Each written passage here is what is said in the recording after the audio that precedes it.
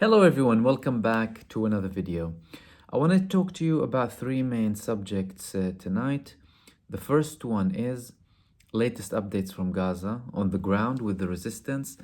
The second subject is Lebanon, very high escalations, very high tension in Lebanon. The third thing is the division and the problems in the delegation, the Israeli delegation, for the negotiations regarding the prisoner exchange and the ceasefire. I'm going to begin with the Hamas and the resistance in Gaza, another day of constant attacks. Today, the major attacks were in Abasan al-Kabira area in Gaza. In total, Al-Qassam Brigade said they targeted 19 Israeli occupation forces in Gaza. Which leads me to Lebanon. Lebanon, we have a lot more to talk about today than Gaza, although Gaza has been intense with Al-Qassam and with other resistance movements too. However, the most significant developments came from Lebanon.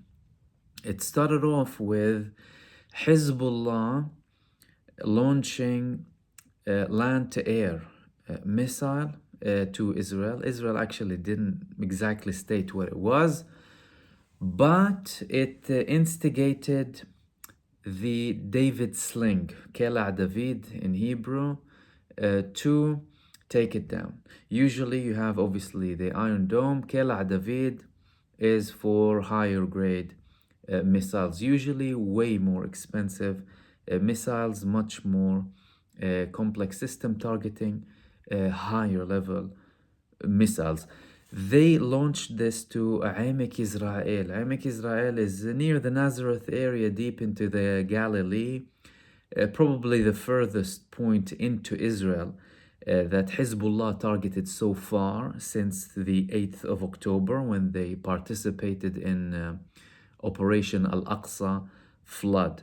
That came concurrently with launching dozens of missiles into the Galilee. The IDF confirmed that dozens of missiles landed. The number they didn't specify, but dozens of missiles. Israel then retaliated into the deepest attack yet during this war in Lebanon, in the Baalbek area. The Baalbek area are the valleys in the eastern part of Lebanon towards the Syrian borders.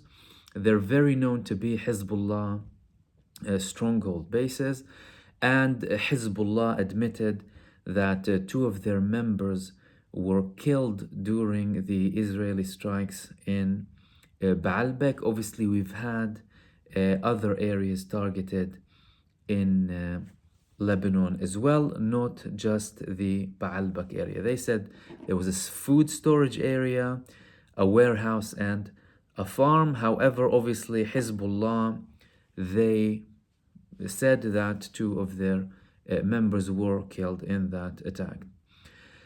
Then we've had another thing I want to talk about before I reach Netanyahu and the delegation, his problems with the Mossad head this time. The Palestinian Prime Minister resigned. Obviously, he stated that, I've been here for 5 years, faced through lots of hardships due to the situation in Gaza, unprecedented attack. I have decided to resign. He didn't specify too many details. He just highlighted the challenges that they had up until this moment. But what can we read between the lines from this resignation? Number one, the Prime Minister of Palestine is in the most important position. It's the position of the president. The person who calls the shots is Mahmoud Abbas. Mahmoud Abbas did not resign. Abu Mazen, he's still in power. However, this could be a reshuffle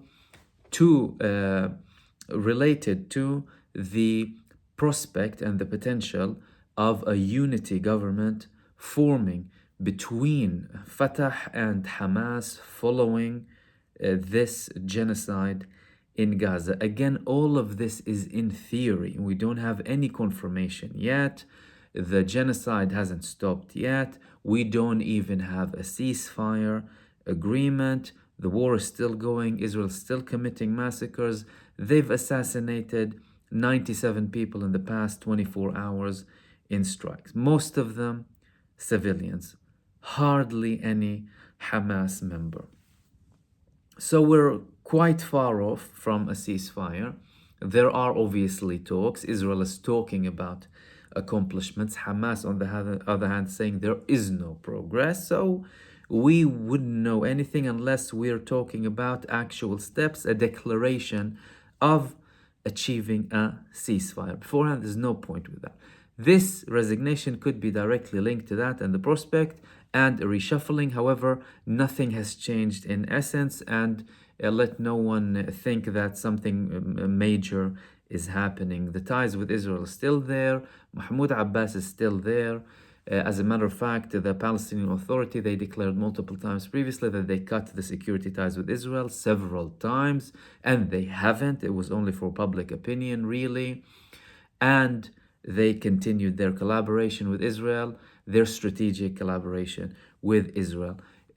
What's different, obviously, this time is the massacre, the genocide that's going on in Gaza, the prospect of a unity government that could be related to it, could be part of a Hamas requirement that we didn't hear about and that they didn't declare, because obviously they're not telling us everything.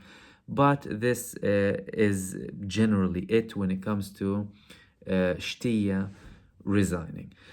The third thing, or are we at the fourth now, that I wanted to talk about is Benjamin Netanyahu and the Mossad head again. Now, ever since this genocide began, we've been talking a lot about the division, the distrust, the paranoia, each side, going a different route, whether when it comes to Benjamin Netanyahu, his war cabinet, the military leadership, the intelligence leadership, Yoav Gallant, obviously.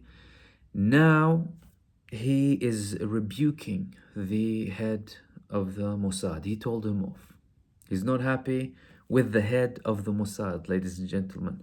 What's happening today, by the way, people need to understand the level of chaos and havoc and distrust and division in the Israeli government, in the Israeli political and military leadership is unprecedented. We have never witnessed such a thing previously. When you spoke about the Mossad head, it was in Israel a respectable position, and usually they're very, very aligned with the prime minister, and the prime minister puts a lot of trust in the head of the Mossad because they know a lot, they gather a lot of intelligence, they know what's going on, and they let them do their job. You're talking about the biggest intelligence agency in Israel. They operate mostly, obviously, abroad, outside of Israeli borders. Why did he tell him off? Apparently, he wasn't strict enough. He's asking for more strictness when it comes to the negotiations. Now, remember, we spoke about Netanyahu sending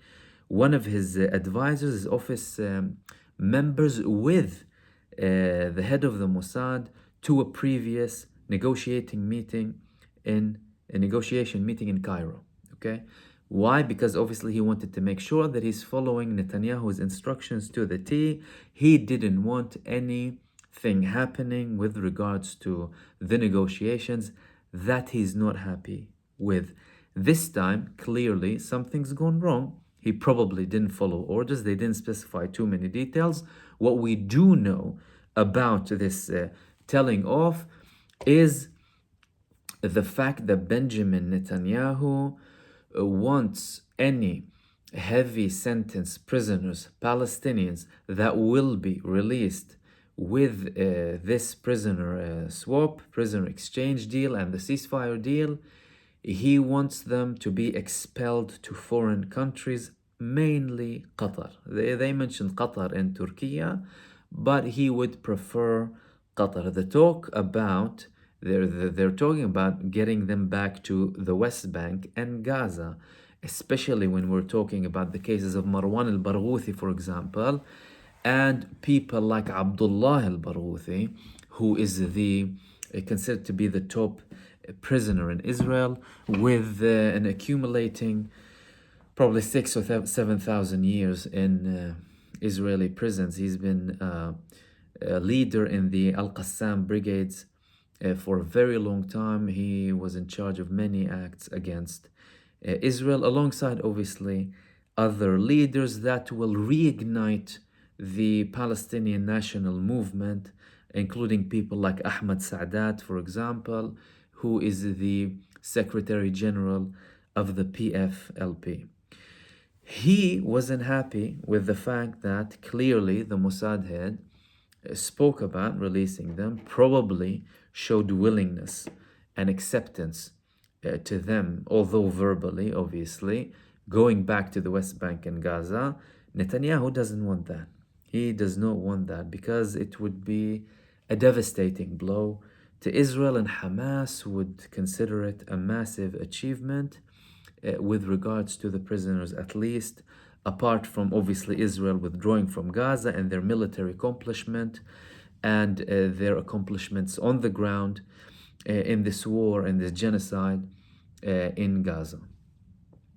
How did that get translated into the ongoing negotiations? Because the head of the Mossad is leading the negotiations with the Qataris and the Egyptians and the Americans. Well, today we've heard that it's the IDF chief, Herzi Halevi, and the Shabak head, Ronen Bar, who are going now to negotiate. They went to Egypt as an initial station, and they met with Abbas Kamel, the head of the Egyptian intelligence, to potentially talk about this deal and also to talk about a potential action in Rafah. One of the main things that they wanted to talk to him about is reassurance when it comes to Rafah. From the reports that we've heard, they're talking about reassurances for Egypt that if Israel would go on a campaign in Rafah, they're guaranteeing to the Egyptians that they won't be expelling the Palestinian population in Rafah. And really and truly, this puts Israel in an awkward position. Why? Because the main aim of the campaign in Rafah would be a final attempt to expel the Palestinians, unless they have hidden cards that they haven't shown yet when it comes to ethnically cleansing these people. But Netanyahu already said we're going to give them a corridor to the north, very inappropriate areas in Gaza, right? But he stated that. Now, do we believe him? Of course we don't, but he stated it, right? They're going there to reassure them. How much will the Egyptians believe them? We're not sure, but we're talking about the top levels of the army and internal intelligence, the Israeli Shabak, trying to reassure the Egyptian intelligence leader and other leadership that is relevant to the matter in Egypt, that we won't have a campaign in Rafah, and we won't have a campaign that will lead to the expulsion of the Palestinian people to Egypt. They're trying to reassure them as much as possible because the campaign, the cabinet is talking about it already, and they might take final steps to go ahead. If they're not going to expel the Palestinians, what are they looking to achieve then from this campaign in Rafah? It would be an attempt to sell the Israeli public somewhat of an image of victory, and that we've been in every single part in Gaza, because we already know, anyone who has been observing and analyzing what they're doing, we know that they've failed all across Gaza. They failed in the north. They're being humiliated in the north now. Up until this moment, they're attacked in Gaza City, in the northern parts of Gaza. As a matter of fact, they've confirmed that Hamas is restructuring in terms of civil organization, not just the military organization, obviously, but they've had very significant, unique, and advanced attacks in the northern part of Gaza. And really and truly, they can't sell anyone the lie that they're going to finish off Hamas in the southern part of Gaza. And for anyone who read between the lines, we already know that even when they spoke about the dismantling of Hamas, as a matter of fact, the IDF, they did admit that when they spoke about dismantling, they didn't mean eliminating everyone, but affecting the general structure of this brigade or this unit, so they're no longer a certain hierarchy. And this could be challenged anyway, the fact that they're speaking about, but they didn't deny that there are still forces, even if they dismantled this management structure of this brigade. So to them, if they do go to Rafah, let's say they have a deal, they're agreeing on a deal, but they're trying to delay it. And I'll get to one point that some people in Israel are blaming Netanyahu about, particularly from the intelligence and military agencies. They would tell the Israeli public, we've been in every single part in Gaza, we have dismantled all of Hamas's brigades, we've severely affected and harmed their military capabilities. Look, we might have a couple of strikes here and there, but they wouldn't be able to conduct another 7th of October, to reassure people as much as possible and try and allow them back to the kibbutzes surrounding Gaza that they were evacuated from ever since this genocide began, ever since Operation Al-Aqsa flood started.